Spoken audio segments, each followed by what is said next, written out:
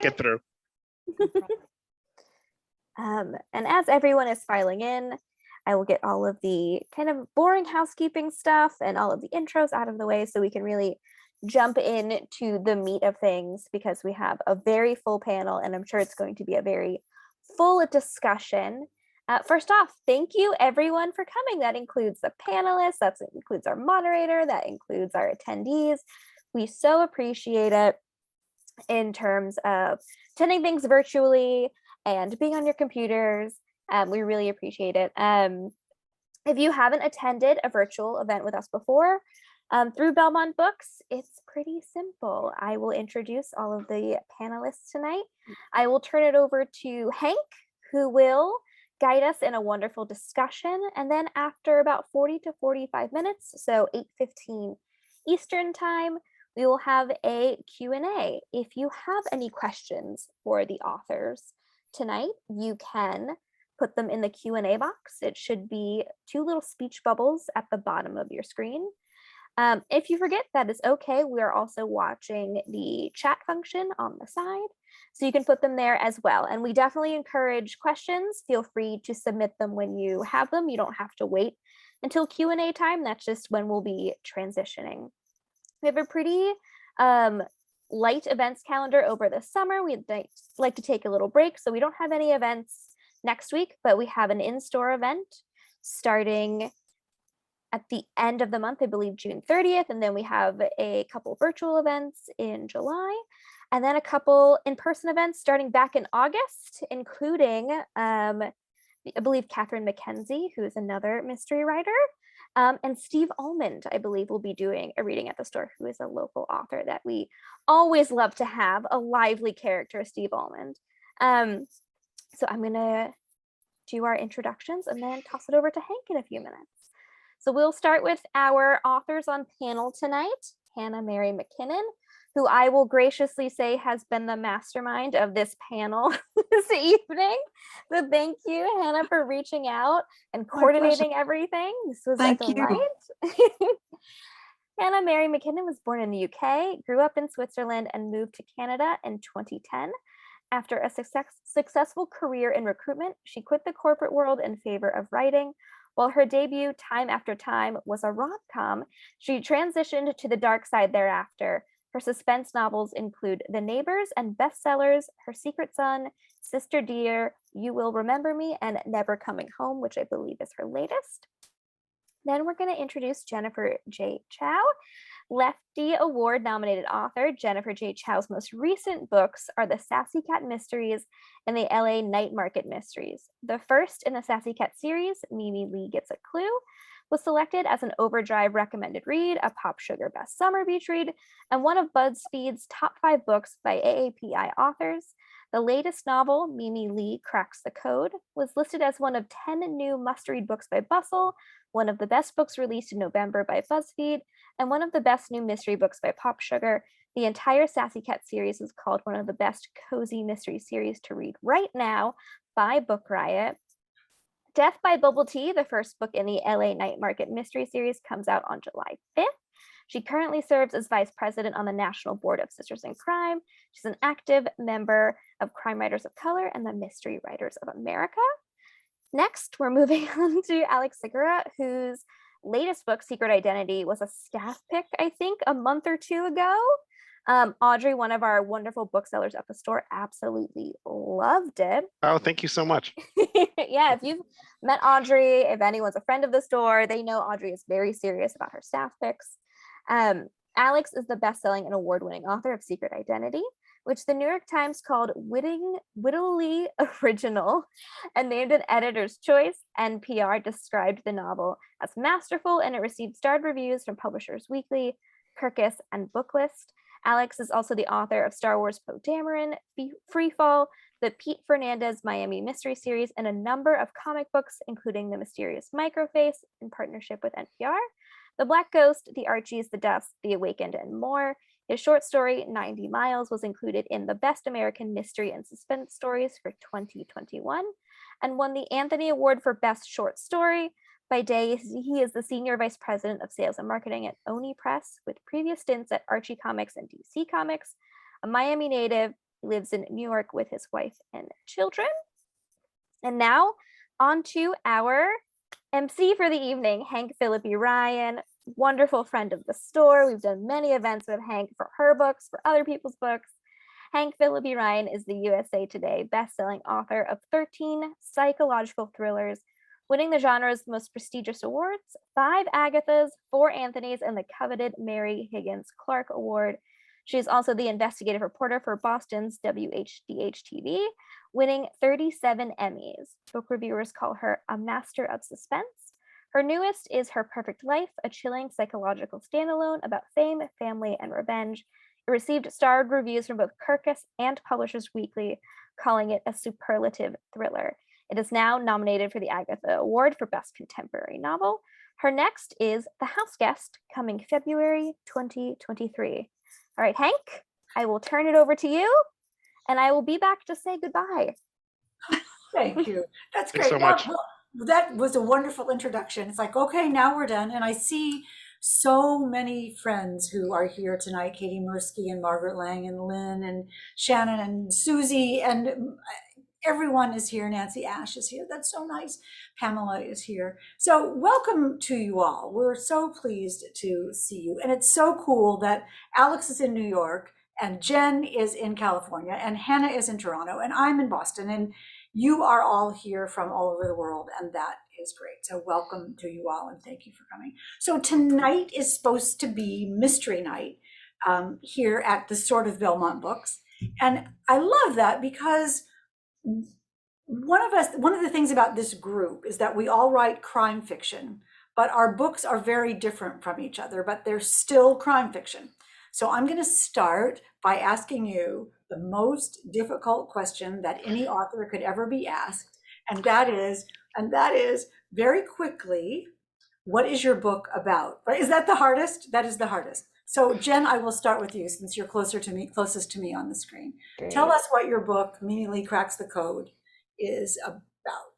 Okay, so I have a copy too. Mimi Lee Cracks the Code, and Mimi Lee is a pet groomer in Los Angeles.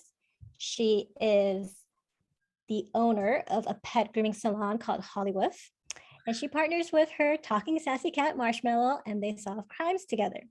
So Mimi Lee Cracks the Code is the 3rd book in the Sassy Cat series, and this is actually a book which takes partially at Catalina Island near Los Angeles. It's supposed to be a relaxing time for Mimi because she's been gifted this rental home from her friend, Pixie St. James. And she goes there and she's supposed to, just hang out with her boyfriend, Josh, but then the body of the last renter turns up. And so they set the romantic getaway. They are sleuthing away to try to figure out what happened and what is going on. And the cat comes with them, of course. Oh yeah, the cat is definitely invited. To Catalina, we saw what you did there, right. Actually, to Catalina. And okay, so the opposite of the spectrum, Hannah, your book, and I have it right here, is just brand new and is just out. You're still in floating launch week, yes. And it couldn't be more different on the surface than Jen's and Alex's. Tell us a little bit about your book. So Never Coming Home is the story of Lucas, who is feeling really rather smug because he's about to inherit a ton of money from his missing presumed dead wife and his ailing mother-in-law. And although Lucas outwardly appears very sad about these things that are going on, inwardly he's delighted because he knows his wife is never coming home because he organized a hitman via the dark web to get rid of her. However, a month after she's disappeared, as in has been murdered, he receives a photograph with a cryptic message on the back because somebody knows what he did, or they think he knows what they think they know what he did. And so now he goes from suave, smart, sophisticated, cool, calm, and collected to being a bit of a mess. He goes from being the hunter to prey. I love that. And it's so interesting. And this is what's leading me in this discussion tonight is how different Jennifer's book is from yours, opposite sides of the spectrum. And then Alex is somewhere completely different. Talk a little bit about Secret Agent, Alex. Sure. Secret Identity is a Sorry, comic book. secret, I need No, to it's hold okay. it up again. It's So I okay. know Secret Identity, Secret Everything, Secret Yeah. Identity. Talk a little bit about that. Yeah, it's a murder mystery set in 1975, New York City. The protagonist is a queer Cuban-American woman named Carmen Valdez, and she grows up loving comics. It's a huge bonding moment between her and her dad. That's how her dad learns to speak English when they come over from Cuba to Miami. And she moves to New York to pursue her dream to work in comics. And she gets a job at a third-rate publisher called Triumph Comics as the secretary to the very, I guess, the blowhard CEO who, just isn't, has literary aspirations, but doesn't really understand how to make comics successful. And she continues to pitch ideas to him. He continues to reject them and finally says, look, I've got a line around the corner of people that I have to keep busy with work, of my friends in the comic book industry. It's never going to happen. I have a plan for you. Let's do that. So dejectedly, she goes back to her apartment and starts going through her old comic books and kind of wondering what to do next when she hears a knock on the door.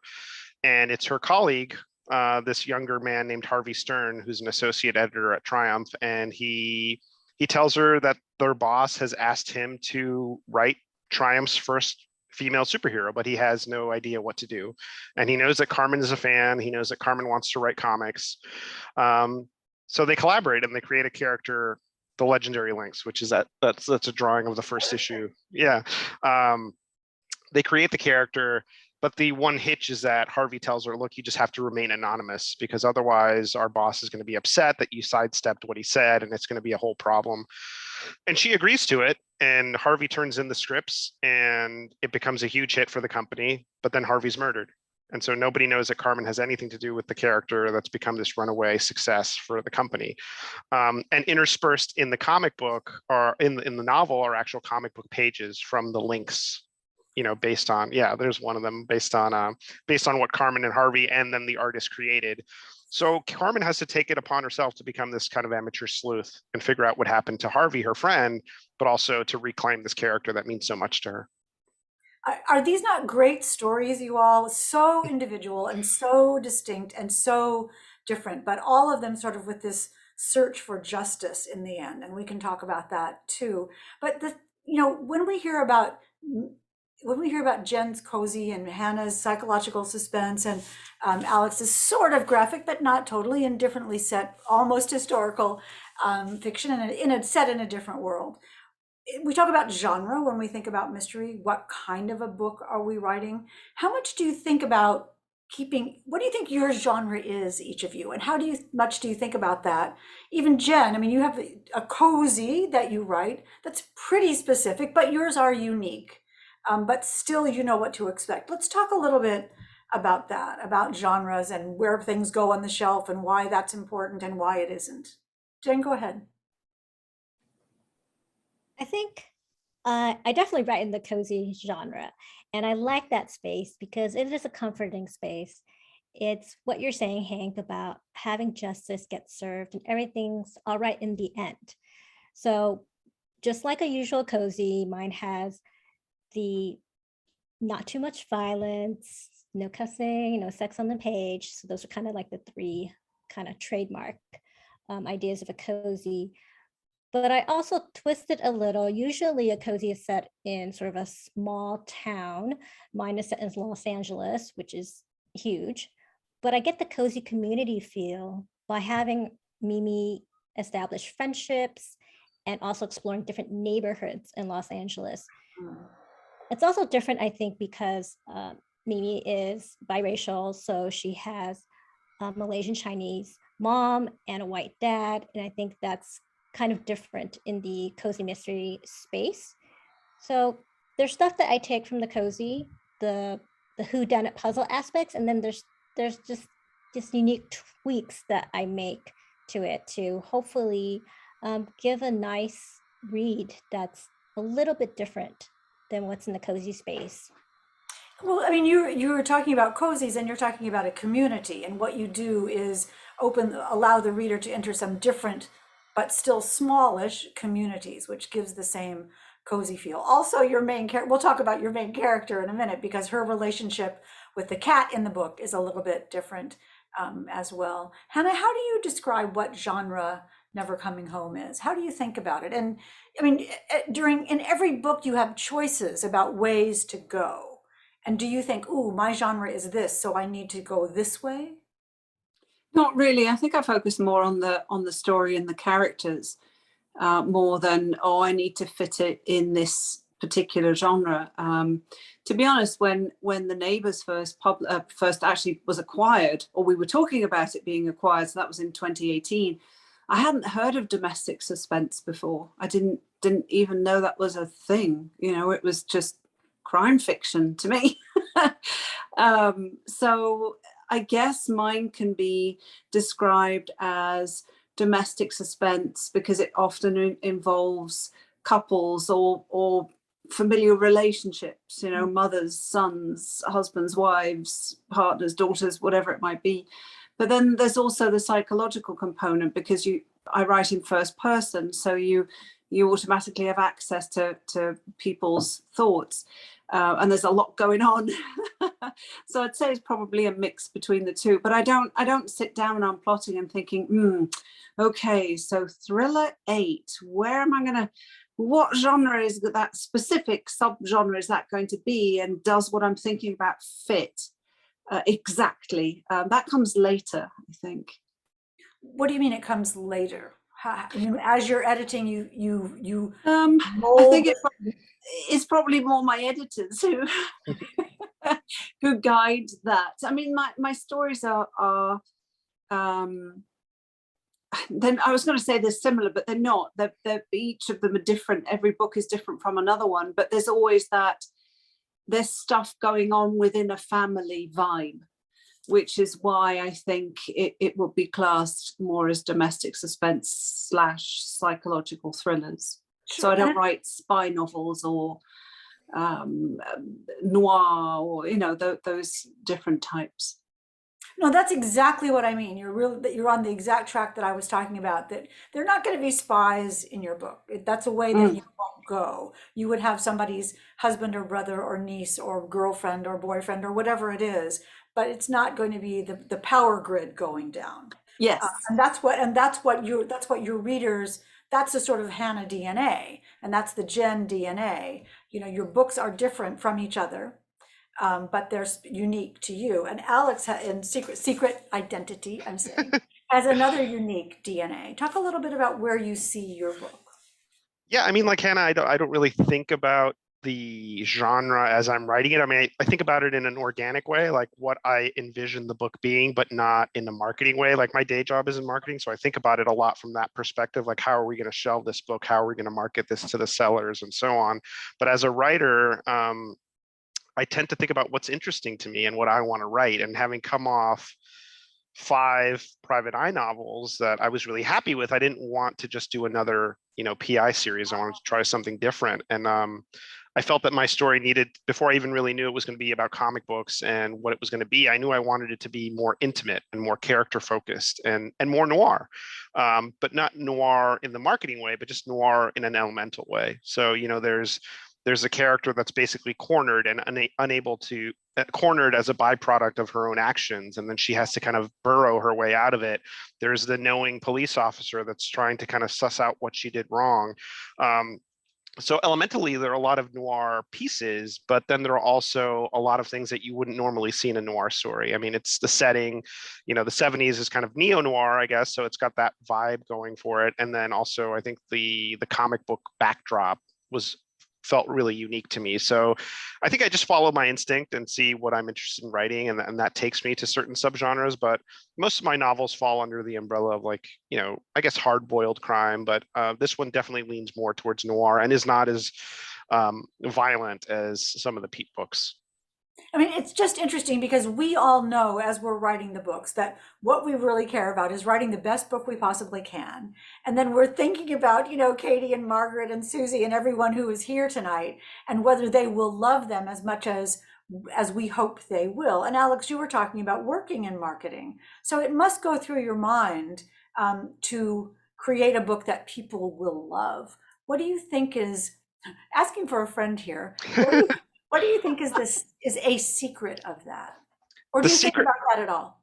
I do. I think about it, but the secret is that you're never going to tap into a trend. You're never going to tap into some kind of zeitgeist more quickly than anyone else. So my guiding light, I guess, is just to write something that I'm excited about and something that I'm obsessing over, because this, like Secret Identity, I thought was not going to require a ton of research because my background is working in comics and I've been in comics for 20 years, but it required so much reading and so many interviews that I don't think I could have done it if I wasn't so obsessed with putting the book together. And so that's kind of what I need to tap into. And then the hope is that the passion shows up on the page and you can pull people in, because I felt like it was a little risky because it's not a traditional mystery. So you have to kind of get mystery readers to buy into this comic book world.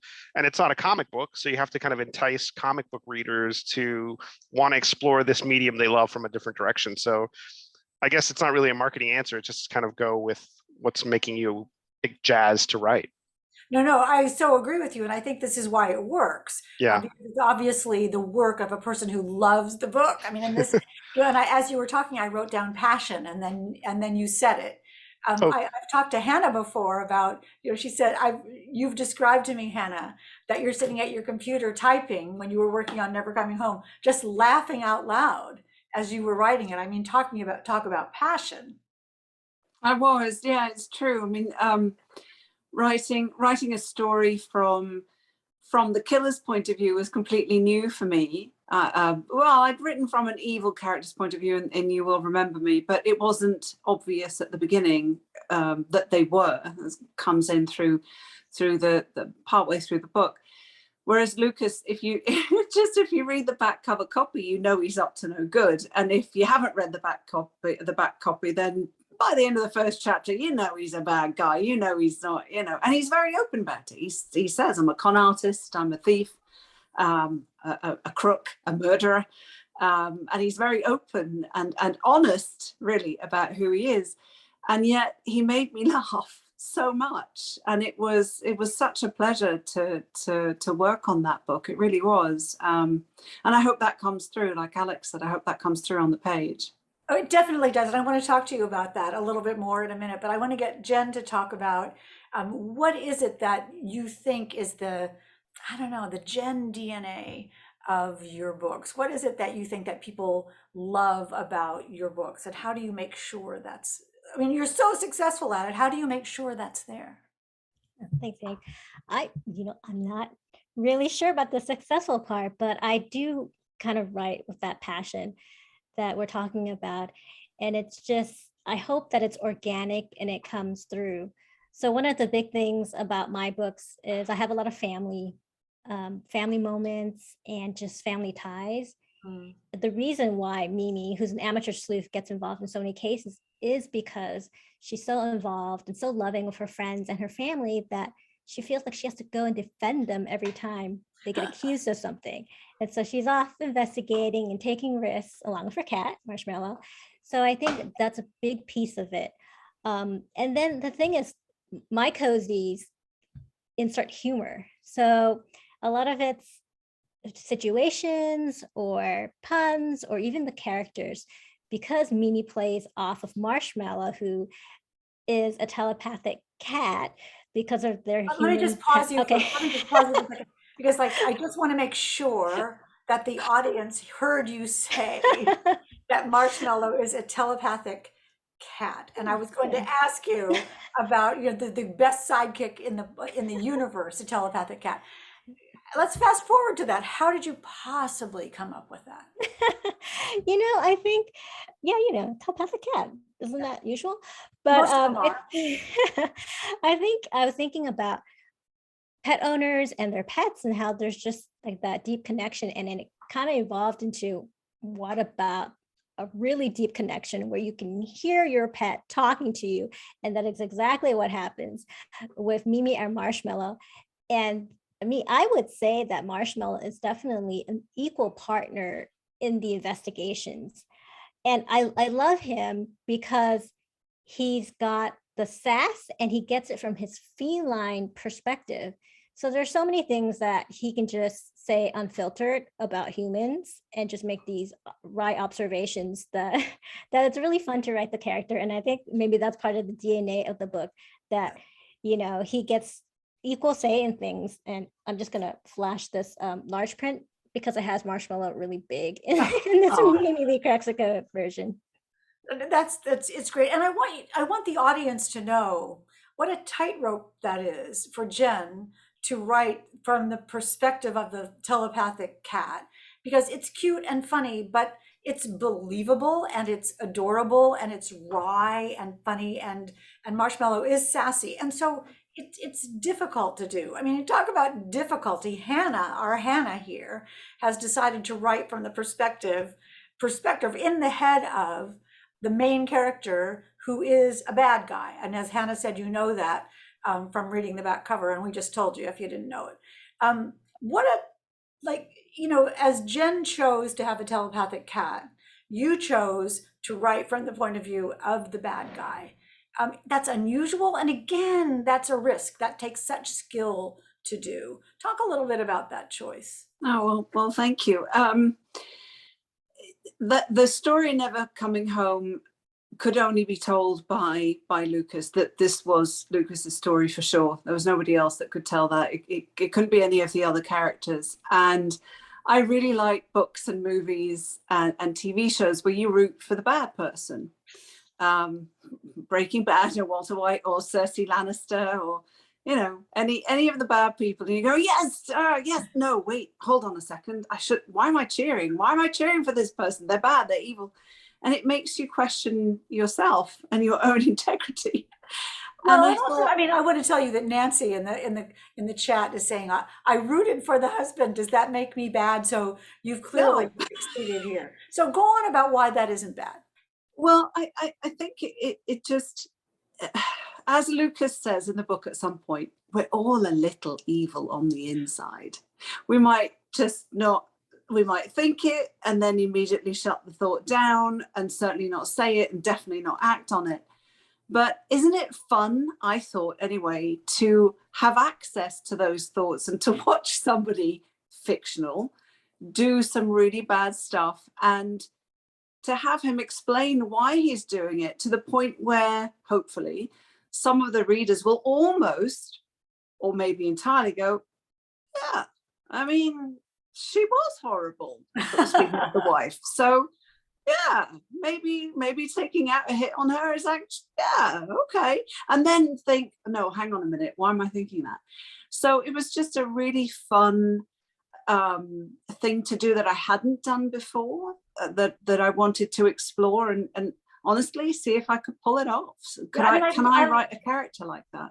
I mean, that is what I love about this, and about Jen's book and Alex's too, is can I pull this off, is an interesting concept for all of us, because I think we all are trying to be better with every book that we do. Alex, you were saying that you love your Pete books, but you wanted to try something else. Talk a little bit about that, about your the risks you took and why you decided to do it, and whether it was intimidating. Yeah, it was definitely a challenge. I mean, I'd written there's some comfort that comes from writing a series. You have the same recurring characters. You obviously can surprise the reader, but there's also the feeling of understanding who these characters are and what their motivations are, and the momentum that a series gives you with a standalone, which is what I envisioned Secret Identity initially. I felt, you know, I didn't want it to just be another new detective. I wanted to explore the mystery in a different way, and I wanted to challenge myself, you know, a different setting. I'd never written a New York novel. I'd never written a novel set in the 70s. I'd never written from the viewpoint as a main character of a queer woman. And, you know, I wanted to be thoughtful and respectful of how I approach that. And so, you know, all that involves a lot more research, a lot more communication and interviews and beta readers and sensitivity readers. And, but I also felt it was worth it, because you take these risks to up your game. And I feel like if we're not challenged, if we're just kind of cranking these books out because we just want to do another book, it loses the fun. So I always like I need to tap into the passion. I also need to tap into the challenge. And so this was, you know, an obvious, and even having the comic books there was its own logistical, you know, thing, because I didn't want it to feel perfunctory. I didn't want it to feel like, oh, Alex knows a lot of comic book people, so he just threw those comics in there as dressing. And I really wanted the comic book sequences to be in conversation with the prose. So sometimes you learn something about the plot in the comic before you read it in the prose, and vice versa. And it really, hopefully, is in conversation with itself. And that was challenging to pull off, but hopefully it worked. I mean, Is there going to be, sorry, can I ask, is there going to be a sequel? Because you said initially. Yes. It's in the same world. I'm pushing back against calling it a sequel, but Carmen will show up. Spoiler, but it'll be set in the modern day. It'll be a new protagonist. It'll somehow tie into the links, but it won't be. It's not going to be like, picking up right after where she left off. Gotcha. So we can call it. Is there some genre of it's a complementary novel? It's an adjunct. Is there like a pseudo sequel is the term I've been using. But yeah, it's not a prequel and it's not a sequel. It's a side quill, or it's a spiritual sequel, I guess. Yeah, in spirit, it's the same. Yeah, I love that. But you were talking about your main character, and there's probably, I mean, can we say there's no choice that's more critical than choosing the main character of your novel? And Alex, you could have done it another way. Why did you choose this main character, and how did you get comfortable with her? I find that the best characters kind of show up in your head. You build the framework of the story, and I knew I wanted it to be a comic book mystery. I knew I wanted it to be set in the 70s, which is a particularly unique time for comics. It's a moment in contrast to now where we were talking about this in the green room, where comics are everywhere. In the 70s, it was seen as this dying industry. So that felt really fascinating to me. And I knew I wanted the character to be from Miami and kind of have that same heritage. And then Carmen just showed up. No. And what was that moment?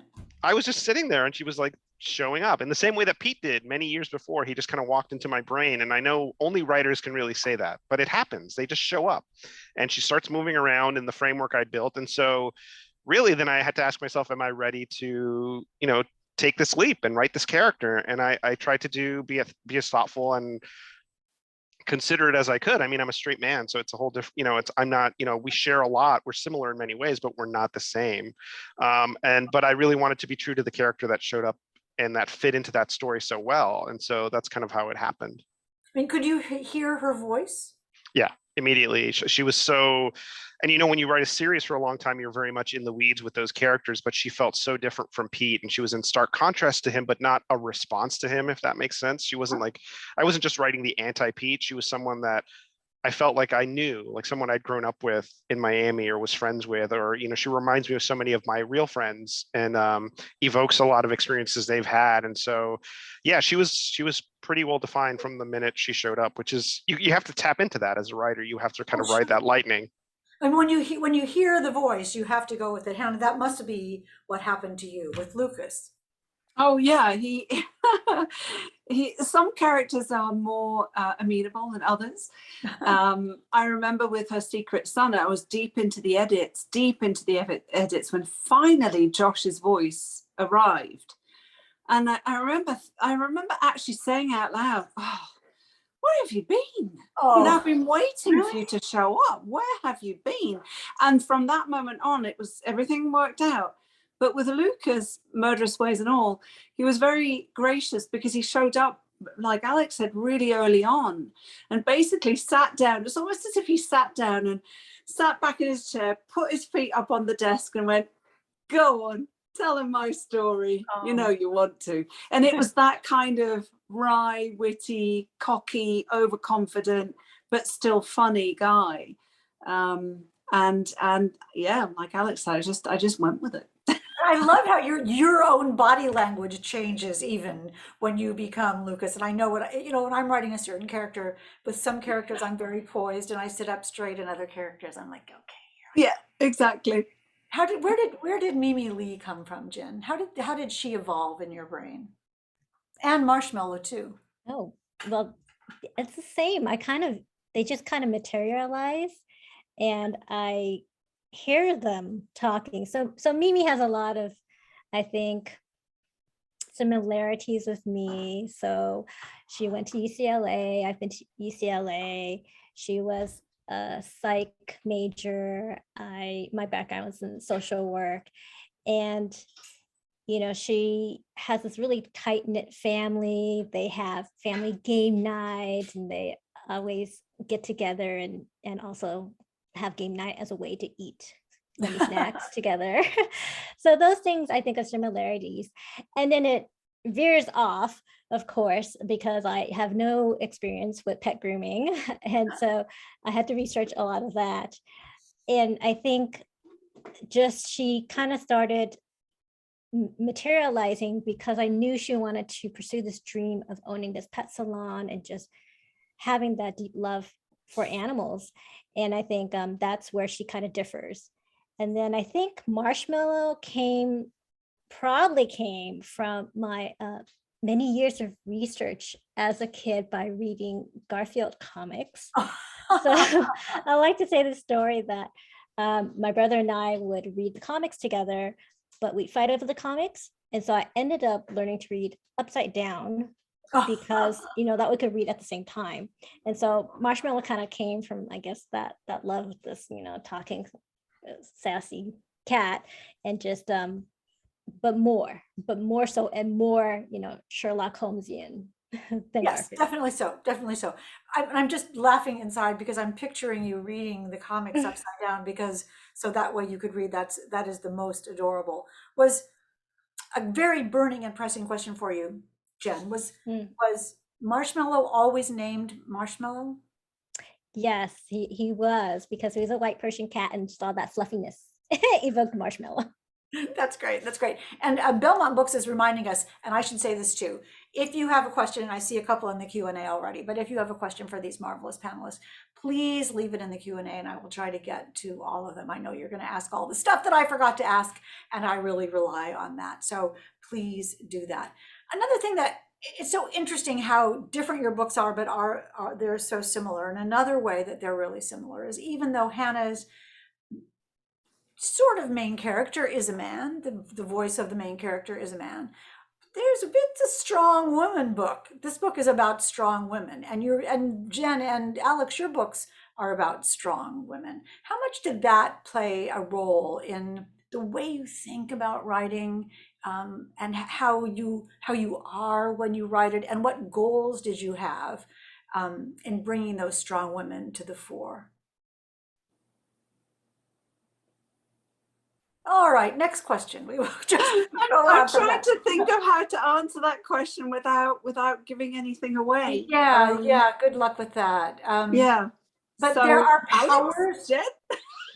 Sure. I mean, I wanted to write a character that I could root for, that I wanted to see her, not only solve the mystery like in the puzzle sense. I wanted her to reclaim something that was really dear to her. And as we all know, as creators, the worst thing that can happen to us is to have our ideas stolen. And that's really kind of the I guess the inciting incident of the book, when she realizes that her creation that she's carried with her from all the way back home in Miami is taken from her, and she has no recourse to really push back in this very male-driven industry. Like, comics was dominated by men at the time, and so she, that narrative was really interesting to me. But I also had to kind of support it by having conversations with women that worked in comics at the time. So it became almost this journalistic endeavor to interview women that worked at comics in the time, like historians of the time, and to really make sure that that story felt, it's a mystery at its heart. It's an entertaining mystery that's meant to get you excited and engaged. But I also didn't want people stumbling over factual errors or things that just threw people off. But at its heart, it's about Carmen's journey from wanting to be a creator to that realization that she is a creator no matter what, and she has to just do it. And that's something we all go through as writers and creative people. So, and it's something that we all go through as human beings also, is that we all want something. yeah. And I often think that crime fiction is about what somebody wants and how far they'll go to That's get the crux of noir. Yeah. Mm. Like, what are you willing to do? And are you willing to kind of cut corners? And then what price will you pay for doing that? And there is a moment where she basically loses her friend because of what happens. And then she has to kind of make up for that by solving the murder. And I think Hannah can talk about it a little bit from the standpoint of, in marriage, there are things that people want and there are things that people expect. And there are roles, power roles, that people have. And I think that you did a lot to explore the power roles, and also for Lucas, talking about why he is who he is, and how that affects what he does. I'm getting you away from the powerful woman question here. So subtly, I know I'm doing it. So talk a little bit about why he is what he is. So, and how important that was. I mean, like Alex was talking about doing the research. Yeah, it was really important because I was writing, because the story's told by the villain, it was really important to me that thinking about the readers, taking them along for that journey, I really wanted them to understand why he is the way he is throughout the book. I'm not all. Here's the info dump in chapter 1. Here's Lucas's backstory. No, but just explained throughout the story. So he had a difficult upbringing. His, not a spoiler, but his mum and baby sister die. His dad spirals, and he's responsible for the two of them really from a very young age. And so that leads him to want security, including financial security. And one way of being able to achieve that is by marrying somebody very wealthy, and that becomes his plan. So while his plan is despicable, of course, and his actions are equally so, I hope that when the readers discover why and how and it, what has brought him to this point, that they empathize with him, I guess. Even if they wouldn't do those things, that they can still understand why he's doing them. Exactly. And when I read unlikable characters, I love unlikable characters. Give me unlikable characters all day long. I'm completely fine with that. But I want to understand why. And they can't be cartoony. They can't just always be horrible and nasty, and that's just their default setting, and they have no other layers. Because nobody is. There are some exceptions, but most people, even bad people, are not entirely bad to everyone all the time. So I wanted to explore that a little bit too. How can somebody do something so despicable to their wife, yet be so loving and caring to their dad and their dog? How does that work? And we all think about that, don't we? As writers, the idea of motivation, and that idea that when a character is faced with an obstacle, they have to make a decision about what to do. And that decision reveals their personality. That's, do they do the loving, kind, unselfish, generous thing, or do they do this selfish, venal, nasty, illegal thing? And we learn about them through the decisions that they make. And that's what makes a story be, because of this, then this happened, and because of this, then this happened, and now we know who we're dealing with. And you all parcel out that backstory so beautifully in the books. You make us care about the character and care about the story. I mean, Jennifer, Mimi Lee, what is her goal in life? I mean, she wants to make everything work. She wants to make everyone happy. Where did that come from? And what is there more than that? I think it kind of ties in with your powerful women question, but I think, and which is common in cozies, where you have the protagonist and she has agency and she's doing it. She's running her own business. She has that entrepreneurial spirit. She's pursuing her dream, right? And I think the fun thing about cozies and amateur sleuths is that you have that power in the woman to go and detect and to solve the case and have that courage and boldness.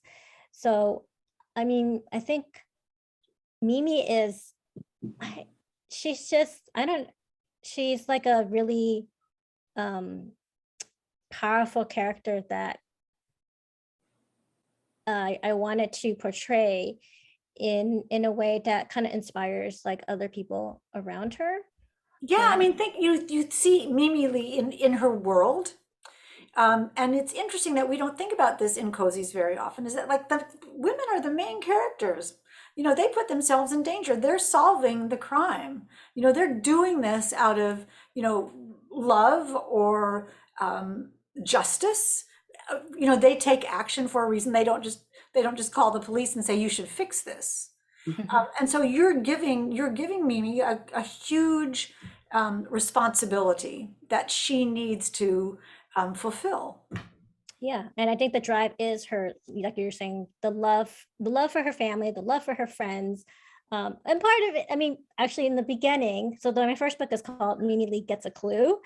She's 25 and she's kind of still just figuring things out. So in a way, she's not really sure in that beginning, but over the series, I'm hoping that she gets a better sense of who she is, confident in who she is as a businesswoman, and as a detecting sleuth. I mean, but that's part of the joy of your series. And that's why Mimi Lee Gets a Clue is just such a perfect title, because it lets us know that she's going to grow.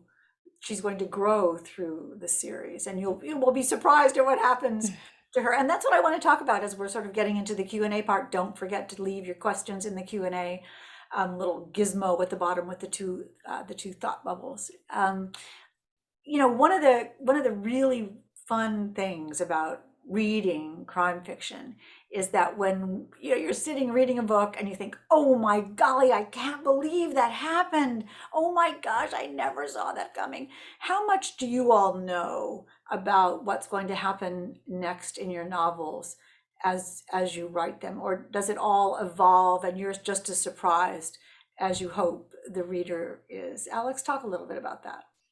I've gone through this journey from trying to be a pantser to being the biggest outliner of outlines. I went to BoucherCon in, I think it was St. Louis, and I remember listening to Michael Connelly, and I was just a fan at this point, listening to Michael Connelly speak. And I asked him a question. I said, how do you plan your books? And he said, I just sit and write them. And I remember telling my girlfriend at the time, who's now my wife, I said, I'm going to try that. And she said, well, you're not Michael Connelly. So maybe it's okay to have an outline. But yeah, exactly. And so a lot of the Peep books were really me working through and eventually determining that I needed an outline. So the first book is, I had to write half of it. And then I thought, okay, I need to start outlining. So I'd outline kind of piecemeal, which is a long-winded way of saying I outline pretty tightly now, but I outline with the understanding that I need to leave enough room for the characters to breathe, and I need to leave enough room to keep me interested while I'm writing, so it doesn't feel like I'm just a stenographer. And in Secret Identity, I left enough room for B and C characters to level up. There's a character that you meet early on at a volleyball game, Marion Price, and she was meant to just be this one-off kind of ominous character who warns Carmen about things to come, and she was just so fascinating to me that I ended up using her, and she becomes really integral in the third act. And if I hadn't kept the outline loose enough, I do about a paragraph or two per chapter, but if I hadn't kept it loose enough, I would not have been able to kind of gear shift in the writing, and that's what keeps it fun and keeps it energetic. But I need to know how it ends, and I need to know what the twists are and who the murderer is before I start page one. So all that, and that Yeah. rarely, those specific building blocks don't change. They rarely change. What I do in the writing is really, and it helps me in terms of revision, is I'm then thinking about tone and style and structure and kind of pacing, and that makes it more interesting. And unlike me, who is thinking, "Oh my golly, what's going to happen now? I don't know." So I'm a total. I write short stories that way, though, but then the risk is much lower. Yeah, the investment is lower, and the risk. Yeah. Is lower. Jennifer, how about you? Do you know what's going to happen throughout? I think I've changed over time. So in the beginning, I would say I didn't really know. I would just write the story and I'd have my group of suspects and they could all very well have done the deed. And then I just kind of journey along and figure out what happened. I usually have like the big beats and then I find out too, and it's a surprise to me. But because now my contracts are so tight and I have to turn in an outline, I feel like I'm plotting more now and just having that on the page with the twists and with who is the culprit in the end and like what really does happen, kind of almost scene by scene. But I become a plotter. Yes. But I do leave it a little bit loose, like Alex was saying, just so, because things happen naturally. And sometimes the characters don't do what I want them to do. So I'm writing and like, they're not going to do it. So it goes somewhere else. Every writer understands that, I think, when the character says, forget about it, and you can't even write it. Your fingers will not even write it when they won't do it.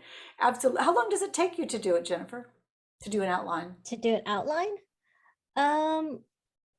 Well, it's hard to say because it kind of pairs with the research. So when I'm researching something, then, you know, that could take like months. But to actually write the actual outline probably, you know, would only be within the couple of days. But it because has it's in all your these, head at that point. It's in your head. yeah, it's already percolating everywhere.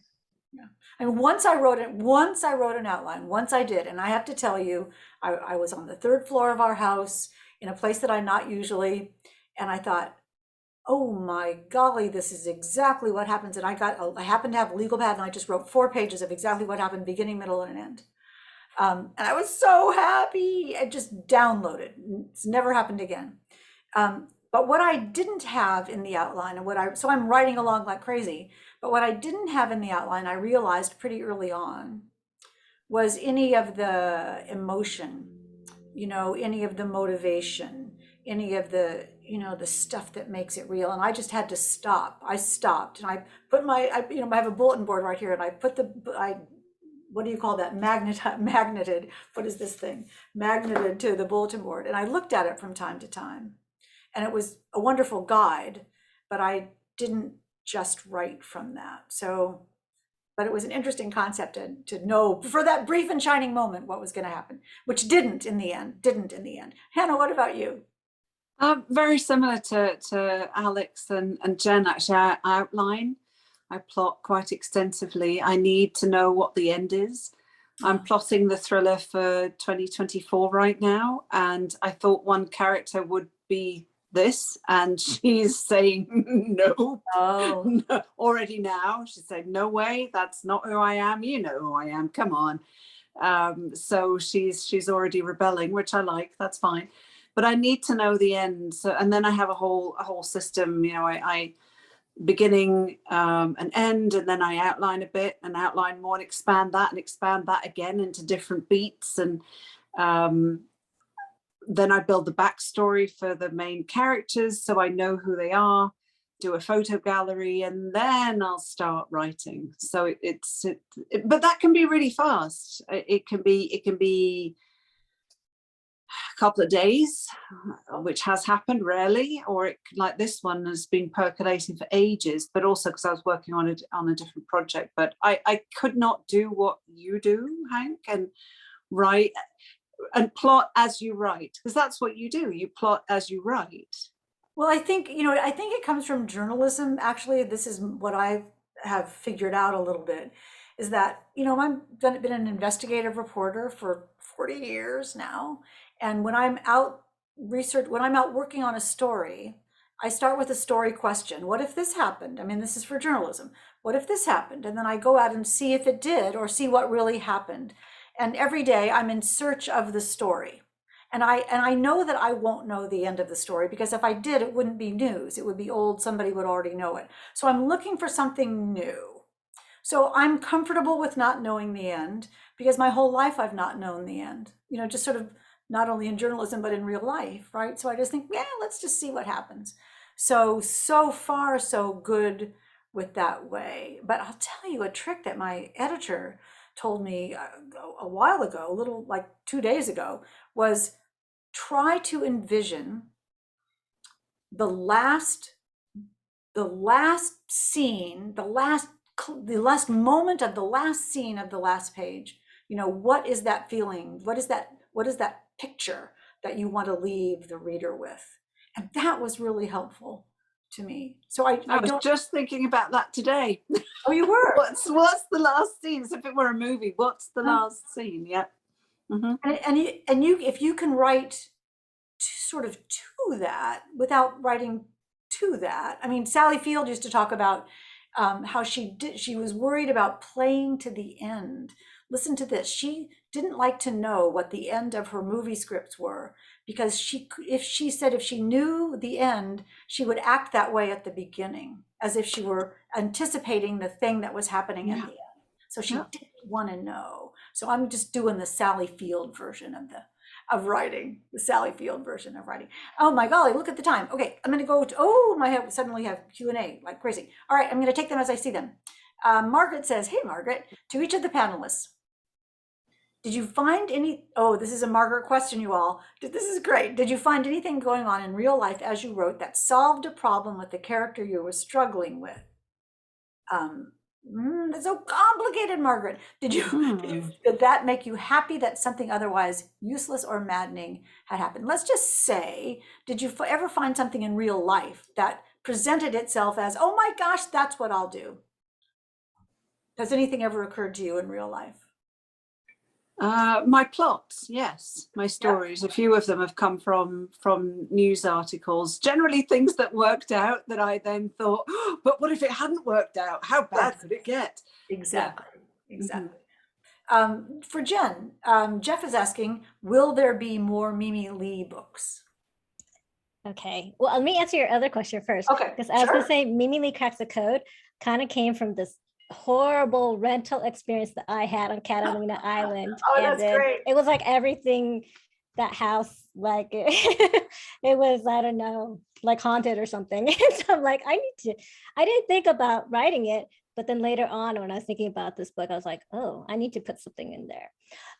But no, Mimi Lee is on pause right now. So right now, Mimi Lee Cracks the Code is going to be the last book for now, I've been told. But you were talking about the LA night market? But I have a new mystery series coming out this summer.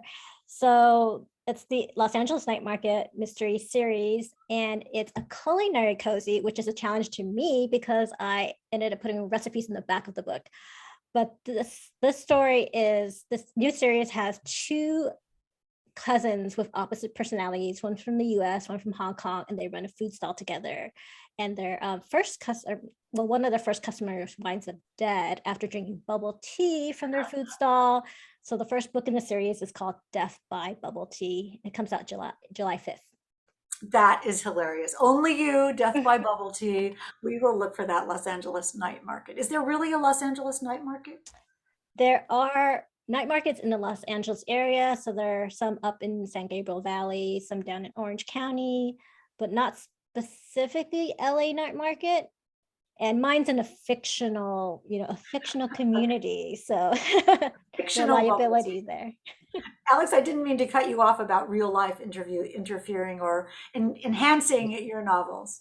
Yeah, no, thank you. I think the sad part of the story is that, comics is littered with tales of creators who don't get proper credit or who found their credit stolen. I mean, just a little while ago, it was revealed that Batman was co-created by not just Bob Kane, but by Bill Finger, this writer who had gone uncredited for decades. And so, I had a lot of stuff to pull from, and I wanted to evoke that without it feeling too much like one for one. One thing when my comic friends read Secret Identity, they always ask, "Oh, is this person that person?" And that's why I tried to make each character not just feel like archetypes. I wanted them to feel like they could stand alongside these real people. So that was part of the fun too, weaving Secret Identity's historical story through the history that was already there. And one of the things you did so beautifully in Secret Identity, I'll hold it up one more time, is even if you have never cared about comic books in your life, you're still drawn into this world. So congratulations again on that, because you've created this wonderful milieu, but you don't need to be familiar with it or get the inside jokes at all to really, really enjoy the story. That's good to hear. Thank you. Although I love comics, you know that. Yeah. Let's see here. Katie Mursky, a fellow author, is saying, do you get feedback from your family or close friends on your endings to confirm them? Before we no. No.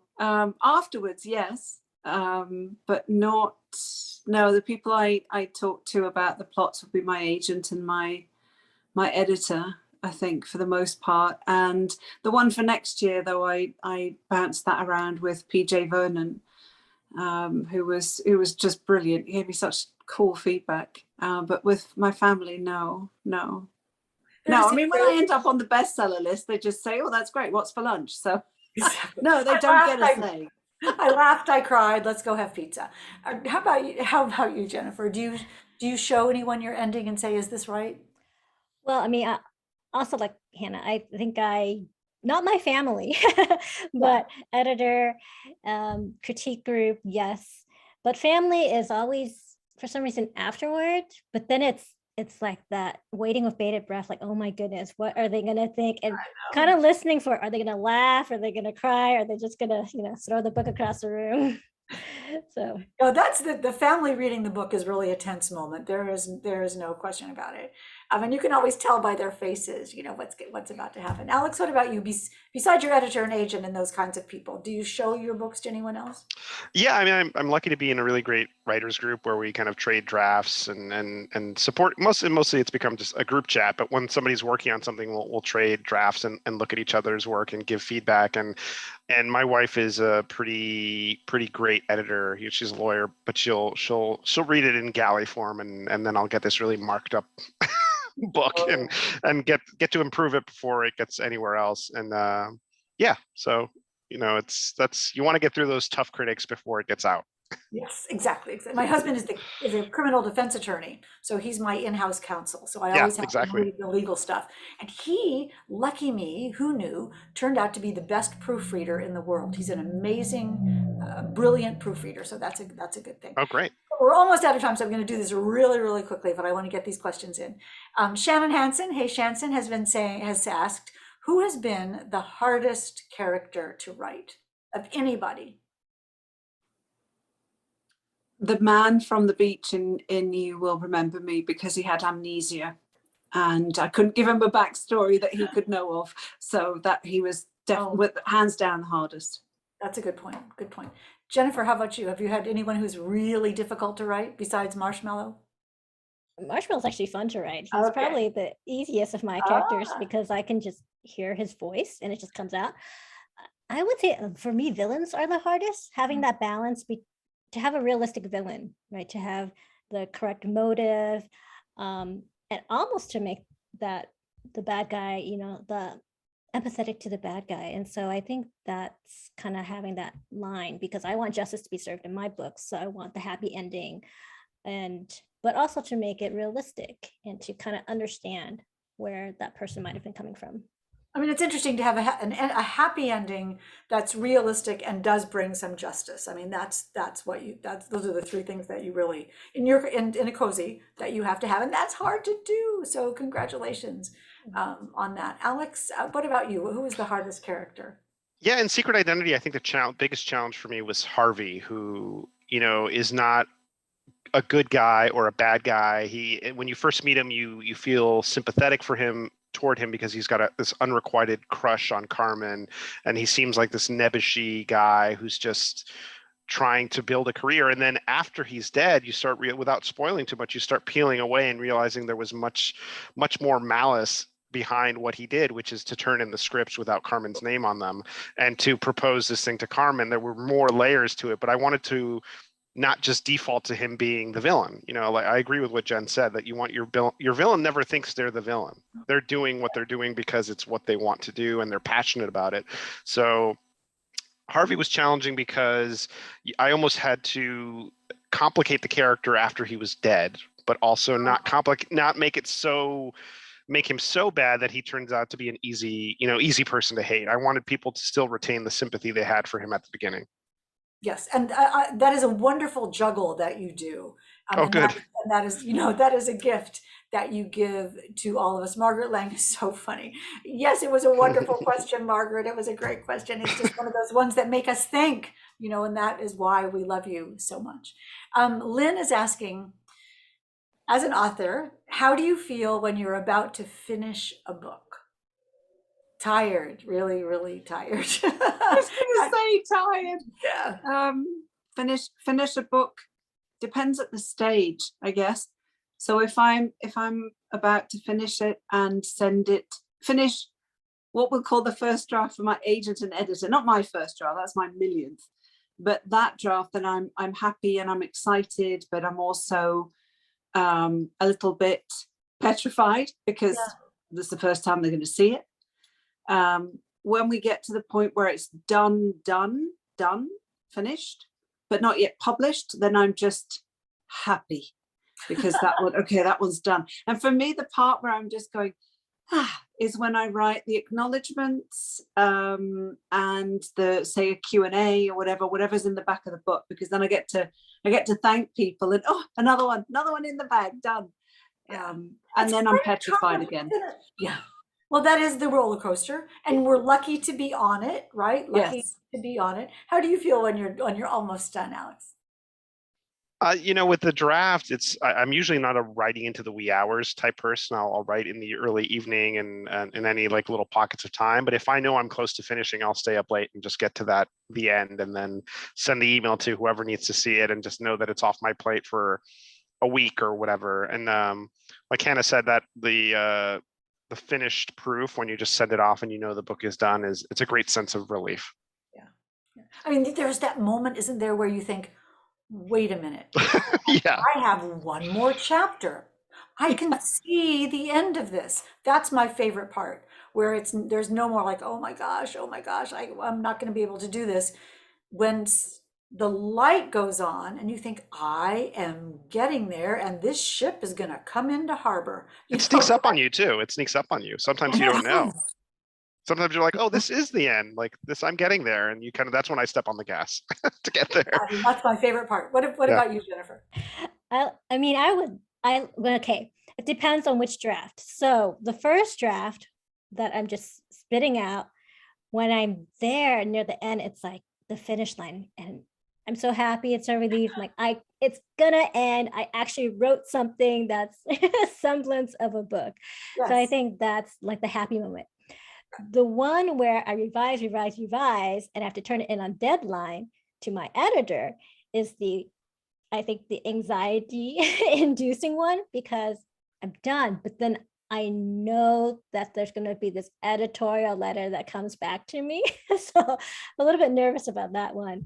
And then I think the joyous part is kind of seeing those proofs and seeing, so in cozies, and I'm not sure if this happens with other genres, but they generally have like cutesy little elements on the chapter headings, like the mini book has these whiskers on the chapter titles like this.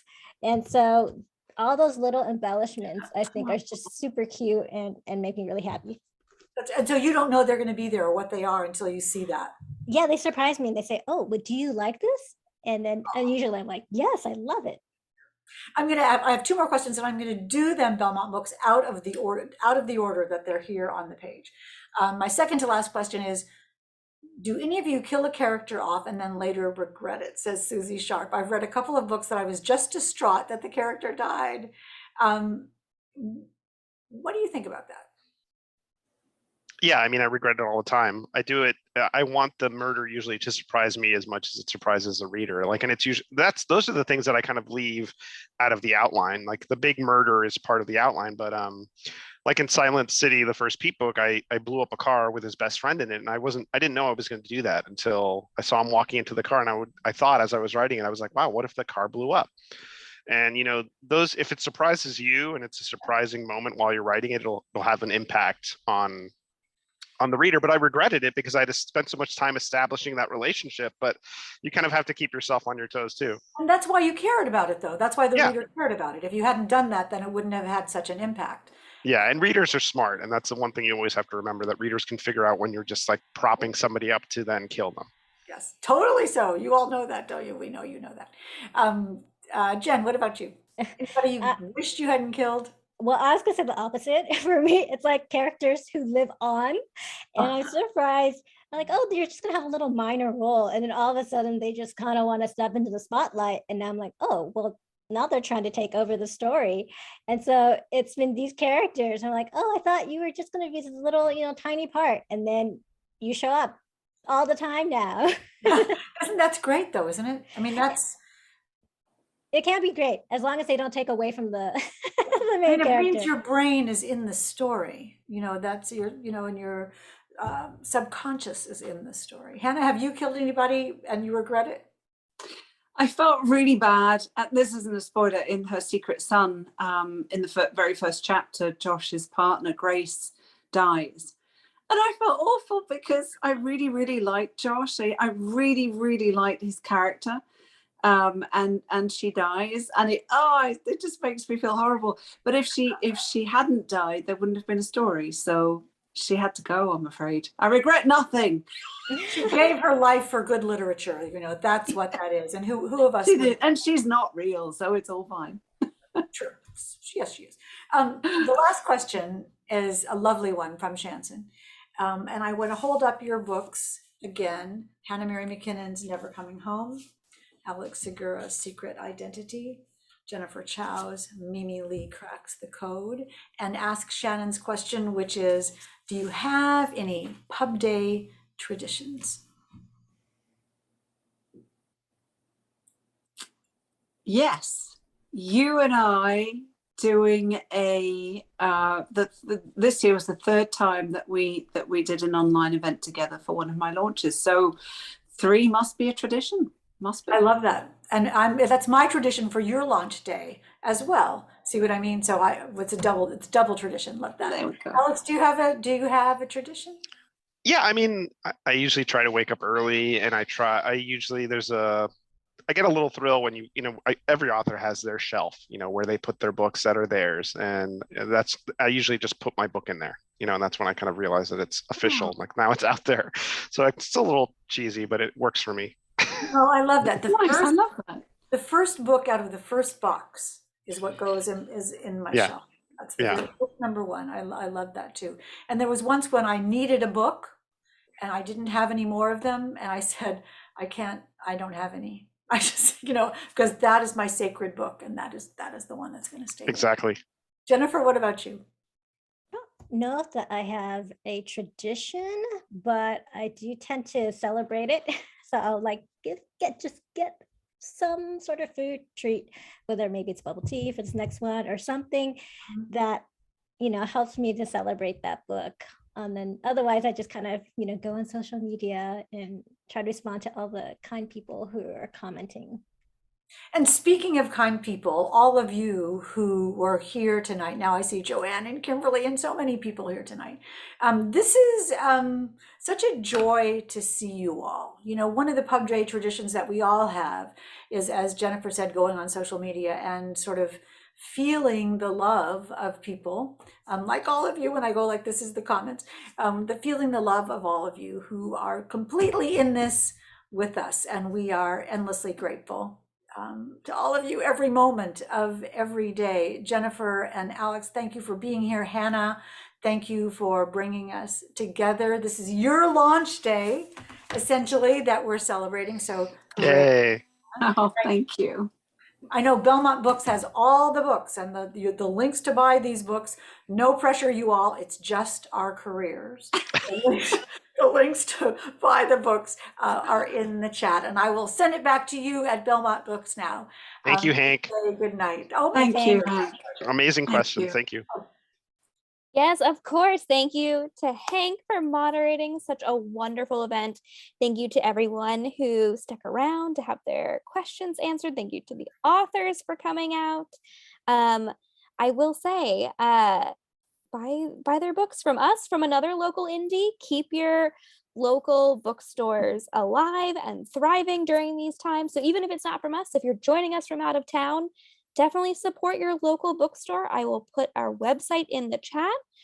You can order any of these authors' books, their backlist, their current titles. I know Jennifer has an upcoming one and Hank has an upcoming one, so feel free to pre-order theirs. We are open for browsing, so if you're local, you're welcome to stop in. If you're still feeling unnerved during these times, we offer contactless curbside pickup as well. We're still doing that. And if you are within the US, we also ship throughout the US, so there are plenty of options for you. And if you came in halfway through, if you just want to revisit this event again, we usually put our virtual events on our YouTube channel at Belmont Books, and they're usually up within 48 to 72 hours. And thank you once again to Hank and Jennifer and Alex and Hannah. Thank you all so much for spending your evening with us. Thanks for having us. Good night, everyone. Thank you. Thank you. Thank you so Thanks, much. everyone. Good night, everyone. Good night, everybody. Good night.